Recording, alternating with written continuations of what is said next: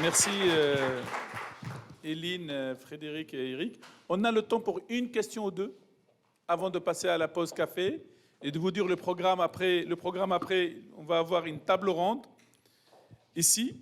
Comment favoriser l'ancrage de la culture Lean dans le secteur de la construction avec Monsieur Lantier, Madame Elaouzi, Madame Geoffrey, Madame Fernandez et Monsieur Montillet.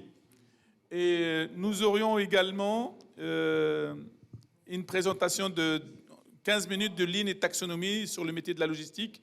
BTP se transforme avec M. Nicolas Suruge du groupe Launch qui a raté son train ce matin, mais il sera là tout à l'heure pour la présentation. Une ou deux questions, s'il vous plaît? Une question ou deux que vous pouvez adresser à... Oui, j'ai une petite question. Est-ce que vous pouvez vous présenter, s'il vous plaît? Oui, donc Thibault Lantier, donc je suis consultant formateur sur de Lean. Là, c'est mieux? Oui, c'est mieux, oui. J'ai une question pour Frédéric Sils. On a parlé de la massification, donc de l'industrialisation, et vous avez fait le lien avec le Lean. Moi, ce que j'ai compris aussi dans le besoin de massification concernant la rénovation énergétique, c'était pour obtenir les objectifs de la loi GEC. Et donc, ça veut dire qu'il faut accélérer. Et dans la problématique d'accélération, il y a évidemment l'industrialisation, mais il y a aussi la gestion de projet qui est dans le mode traditionnel, souvent assez lent, parce qu'on a une équipe qui se met en place, qui décrit les choses, qui consulte, des fois qui revient. Et j'ai compris que si on était toujours dans ce système-là, on n'arriverait pas non plus à tenir les objectifs de surface, on va dire, rénovés pour l'objectif 2050. Et donc soulève peut-être la question de dire, est-ce que le Lean en phase étude ou les modèles de Lean type IPD, est-ce que vous les avez intégrés aussi comme étant une part nécessaire, on va dire, d'évolution pour tenir aussi ces objectifs de la loi GEC? Je crois qu'on est obligé en fait de travailler sur ces questions-là. En fait, quand on travaille l'industrialisation sur la partie gestion de projet, d'avoir effectivement le numérique qui va nous aider en fait à intégrer ces modèles-là. Donc, on a une nécessité. Après, je vais être clair avec vous. On va avoir un problème de gisement, c'est-à-dire qu'entre la temporalité de ce qu'on est en train de faire et puis l'éradication des étiquettes les plus basses, on va en rater un certain nombre. Compte tenu du temps en fait, sur lequel on est, vous savez quel est le temps de la construction. Enfin, on peut pas changer les écosystèmes en quelques minutes. Il y a le système de l'entreprise et je partage avec vous le fait qu'effectivement, il faut qu'il y ait des solutions intégrées où les entreprises soient formées, mais il faut aussi faire bouger l'écosystème. Et je suis absolument désolée de vous dire que les architectes font partie, moi je bosse avec eux, et c'est des gens que je respecte beaucoup, mais ils font partie du ministère de la Culture, on se le disait tout à l'heure, et forcément la question du beau, on doit pouvoir montrer qu'on aussi on fait du beau sur ces sujets-là.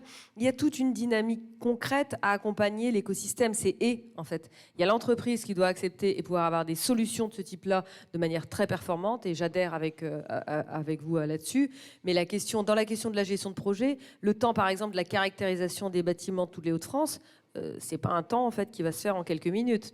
La question de faire du hors-site dans ces bâtiments, alors on dit il y a 30% selon McKinsey qui sont hors-sitables, certes, mais ces 30% on les a pas en fait en cliquant des doigts, donc il va falloir faire ce travail-là.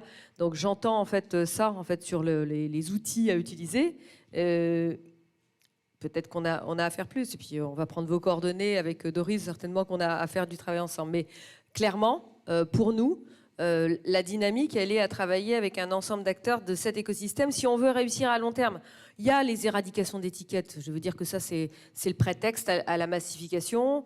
Les bailleurs, par exemple, ont décidé de le faire en 2 temps. C'est très dommage, mais c'est comme ça, dans leur stratégie. C'est-à-dire qu'on ira des étiquettes qui leur permettront d'exploiter et on ira dans un deuxième temps un autre type d'étiquette. On va dépenser 2 fois, mais bon, c'est pas grave. C'est leur choix.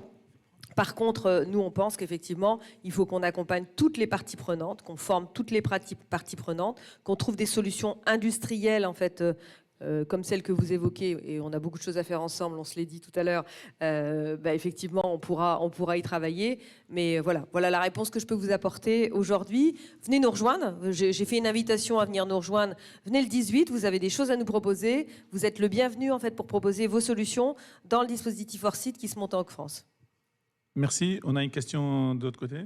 Vous pouvez vous présenter, s'il vous plaît. Oui, bonjour à tous, Fabien Font. Je suis dans le Lean Construction depuis pas mal de temps. Et je trouve, merci pour vos présentations, parce que je pense qu'on est en plein dans le cœur du thème qui est la transformation.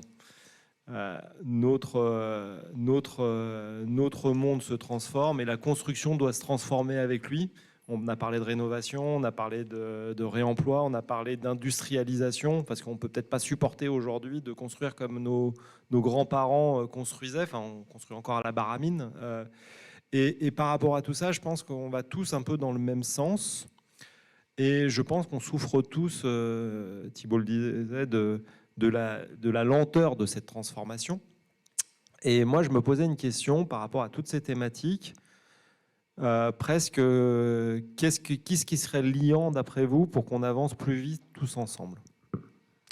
Merci. On va donner à Eric. À moi? Oui. Je sais que la question n'est pas facile, je me la pose tous les jours, donc au cas où vous aviez la réponse magique. Alors déjà si j'avais la clé, la vraie clé à votre légitime question, je pense que Dassault Systèmes serait déjà 3 fois plus gros. Parce qu'on aurait vendu tellement de logiciels à plein de gens qu'on serait rien que sur le sujet de la construction. Néanmoins, j'ai 2-3 convictions qui peuvent éventuellement éclairer le sujet. Je pense que regarder ce qui se passe un peu partout dans le monde, ça peut contribuer à ce qu'on appelle encore, excusez-moi pour l'anglicisme, le wake-up call.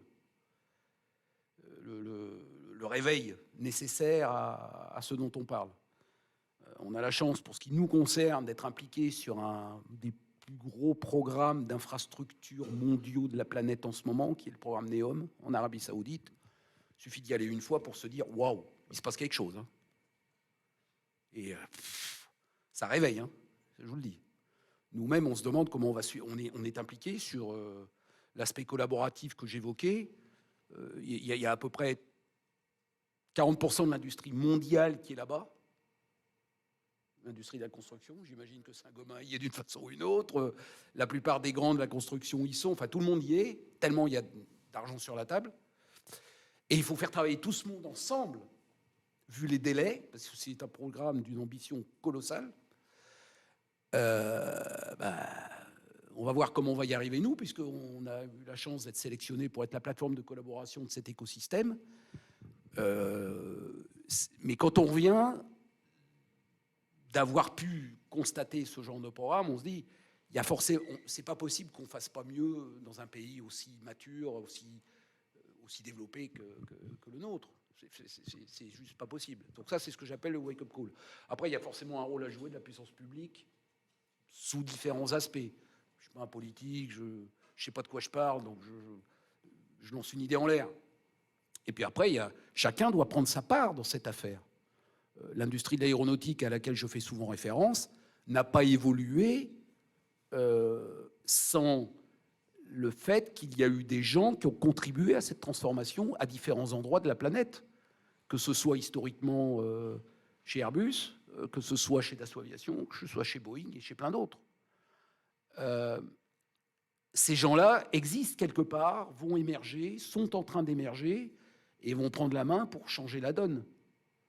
Je l'espère. Et nous, on va modestement contribuer à faire que des personnes comme ça aient confiance dans leurs convictions, en se disant qu'il y a des moyens techniques pour y arriver. Moi, c'est ma vue. C'est ces 3 piliers. La connaissance de ce qui se passe un peu partout dans le monde, et il y a des choses qui se passent. La puissance publique, dans une certaine mesure, et le leadership. L'émergence d'une génération dont vous contribuez à la former d'ailleurs ou à la faire émerger, hein. Ce qui a été aussi une partie de comment ça s'est passé dans d'autres industries. Hein. Encore une fois, l'aéronautique, elle ne s'est pas transformée. Il y a des tas de gens dans l'aéronautique qui avaient les 2 pieds sur le frein. Hein. Merci. Si on peut avoir l'avis d'Éline, et puis je donnerai l'avis à la fin à Frédéric. Moi, je pense qu'il faut que les clients le demandent. Honnêtement, si les donneurs d'ordre, ceux qui initient les grands projets ou les projets, ils sont conscients. Il y en a beaucoup qui ne sont pas très contents. Il y a beaucoup de gens qui craignent, par exemple, des rénovations parce qu'ils savent qu'ils auront des problèmes. Il faut les faire comprendre qu'il y a d'autres manières de faire qui enlèvent des risques. Et comme ça peut devenir, maintenant on fait comme ça. Parce que c'est ça, c'est quoi le déclic? Je pense qu'on a des preuves, on sait comment faire, on peut faire des projets de démonstration, on peut faire des incubateurs, mais c'est cette switch-là, le clic qui fait que maintenant, voilà, c'est comme ça qu'on fait. Et ça doit devenir quand même de donneurs d'ordre. Donc il faut absolument les impliquer. C'est pas que le construction management. Merci. Frédéric? Je crois que c'est les deux choses, c'est-à-dire que deux choses, et moi je vais en rajouter. Donc pour moi, effectivement, il y a évidemment le fait de faire ouvrir les yeux sur ce qui se passe ailleurs, montrer des choses, et on fait des voyages d'études, nous, à ce sujet, pour montrer en fait l'industrialisation et tout ce qui peut se passer dans d'autres pays. Effectivement, peut-être qu'on aille encore plus loin en fait, pour montrer ces choses-là. Après, en fait, je pense qu'il y a accompagner tout l'écosystème, tous les acteurs de l'écosystème et les mélanger en fait, parce que quand vous parlez, nous on fait pas juste d'abord en fait les collectivités, les bailleurs, les promoteurs, et puis après d'un autre côté les archis, les BE, etc. On mélange ces gens-là, c'est-à-dire qu'on les fait travailler ensemble. Les entreprises qui sont avec nous, les grands sont chez nous, hein, Bouygues, Eiffage, Vinci sont au CD2E, et on les mélange en fait ensemble pour que justement tout ce qui va se travailler sur ces sujets-là, on sera au même niveau d'inculturation en fait sur le sujet au même moment. Et quand on va démarrer, quand on aura fait en fait tout ce travail de répertorier ce qui va se passer dans le territoire, de planification pour donner les idées des volumes. Parce que si vous voulez, il y a une question d'organisation. Croire à ça, c'est croire aussi au fait qu'on aura des volumes à traiter. Pour que les industriels investissent. Moi, j'ai vu des petites unités en fait, qui s'étaient créées sur la rénovation en fait, aux Pays-Bas, des unités industrielles très intéressantes qui font du mur et du mur pas très cher, pas très vertueux, mais pas très cher en fait, aujourd'hui, parce qu'en fait, l'État, en fait, chez eux, et ça c'est la loi, en fait, c'est descendant, a donné en fait, des dates en fait, obligatoires pour faire les choses. Et donc, ça a en fait, influencé les choses. Nous, on n'est pas dans une démarche d'obligation, même si on a des étiquettes énergétiques, on a quand même un peu de latitude en fait, sur la durée.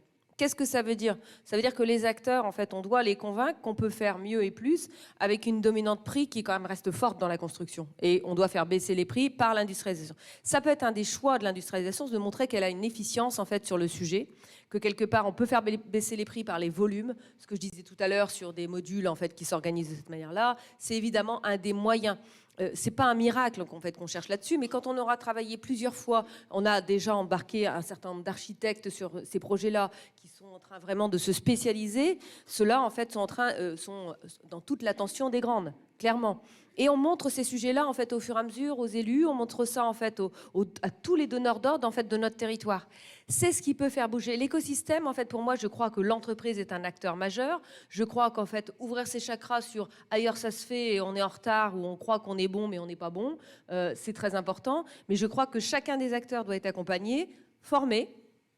Il faut former les gens parce qu'on pense que oui, c'est simple. Non, c'est pas simple. Acheter du préfabriqué, les entreprises de construction, pour certaines, ne savent pas le faire, pas bien le faire.